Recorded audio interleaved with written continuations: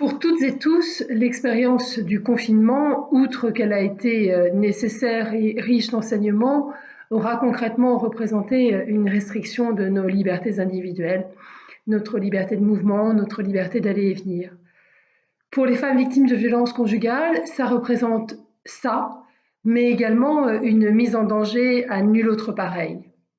Évidemment, le confinement est une opportunité parfaite, c'est une occasion rêvée pour les conjoints violents de finaliser, de peaufiner leur emprise au quotidien et l'emprise qu'ils peuvent avoir sur leurs victimes.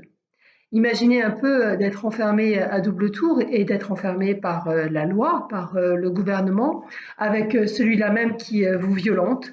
Eh bien, c'est ce qu'ont vécu des milliers de femmes depuis le 17 mars.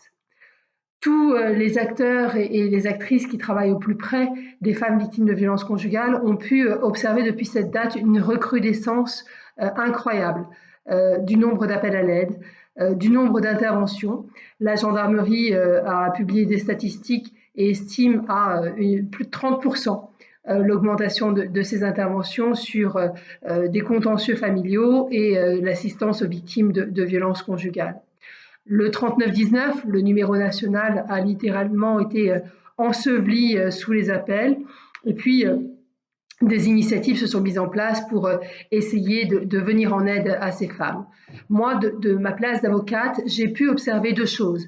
J'ai pu observer d'abord que certaines des femmes avec lesquelles j'étais en contact avant le 17 mars sont devenues silencieuses après le 17 mars, ce qui a évidemment généré une inquiétude très vive sur ce qu'elles étaient en train de subir. Et puis, j'ai pu observer aussi des violences qui ont été générées et provoquées par le confinement. La promiscuité, la consommation d'alcool, l'interdiction évidemment de sortir ont rendu des situations absolument explosives et des femmes ont pris attache avec moi pour solliciter une protection dans ce cadre-là. On pourra en tirer le bilan, mais d'ores et déjà, j'estime que l'on peut observer deux phénomènes. Le premier, c'est que immédiatement après le prononcé du confinement, nous nous sommes collectivement intéressés au sort de ces femmes. Nous nous sommes collectivement préoccupés de leur situation et nous nous sommes interrogés très rapidement sur ce que nous pouvions mettre en place pour leur venir en aide et au secours. Je pense que si le confinement avait lieu il y a 10 ou 15 ans en arrière, peut-être que notre préoccupation à leur endroit n'aurait pas été aussi immédiate et vive. Il y a des initiatives prises par le pouvoir politique qui ont été mises en place, et je pense au partenariat avec les pharmacies. Les forces de l'ordre ont été mobilisées sur ces questions. Les juges aux affaires familiales notamment sont restés accessibles pour les ordonnances de protection judiciaire. Mais il y a eu également tout un tas d'initiatives citoyennes, de réseaux sociaux, de chats qui se sont mis en place de manière à justement pouvoir les atteindre. Et puis, on a observé aussi, et c'est un signe extrêmement encourageant, des initiatives de voisins qui n'ont pas fait la sourde oreille lorsque des cris se sont fait entendre, lorsque des appels au secours se sont fait entendre. Ce qui m'amène, moi, au second enseignement, et qui est tiré de ce qui s'est passé depuis le Grenelle, ce qui se passe également depuis que ce chiffre de féminicide ne descend pas, ne décroît pas.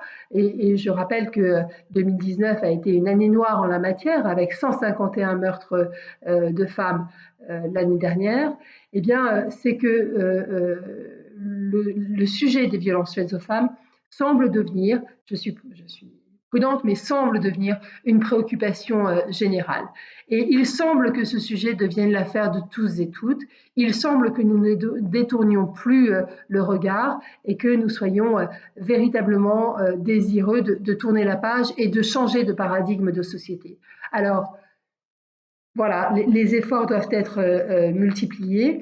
L'arsenal judiciaire doit continuer d'être renforcé. Les associations qui luttent au plus près au soutien des victimes doivent voir leurs moyens renforcés également. Et puis, je crois qu'il faut s'interroger à la cause des violences conjugales, à la cause des violences faites aux femmes. Et il faut mettre un accent très fort sur les politiques et l'éducation à l'égalité entre les filles et les garçons, parce que cette société inégalitaire, cette société dominante, eh bien, c'est quelque chose dont nous pouvons nous passer et sur lequel il faut tirer un trait.